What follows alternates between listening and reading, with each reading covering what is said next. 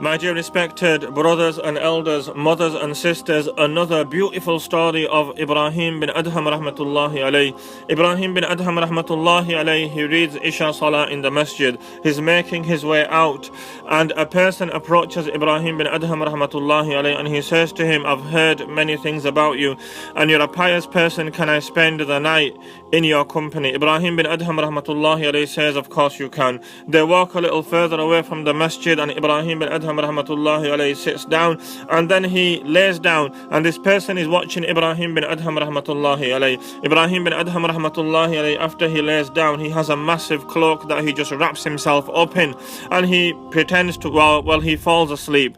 This person is watching Ibrahim bin Adham rahmatullahi alayhi all night, and this person says that when the Fajr Adhan went off and they heard the Fajr Adhan, Ibrahim bin Adham rahmatullahi alayhi, he gets up, he says, I follow him. Ibrahim bin Adham rahmatullahi alayhi, he enters the masjid, he reads his 2 sunnats for Fajr, and then after that the Fajr Salah starts and he joins in with Fajr Salah and we read Fajr Salah. He says, after we read Fajr Salah, we're making the way out, and he says, Ibrahim bin Adham rahmatullahi alayhi is about to leave me and walk away. He says, I held onto Ibrahim bin Adham rahmatullahi alayhi's arm and I says to him, Ibrahim, he says, I didn't expect this from you, Ibrahim. He says, I didn't expect this from you, Ibrahim. Ibrahim bin Adham rahmatullahi alayhi looks at him and he's like in shock that what didn't you expect from me? He says, Ibrahim, we read Isha Salah together. He said, you fell asleep. He said, you slept all night and you didn't move. He says, I watched you. And then he says, the Fajr Adhan went off. He says, you got up. He says, you went and read 2 rakats sunnah for Fajr. And then he says, you read the Fajr Salah as well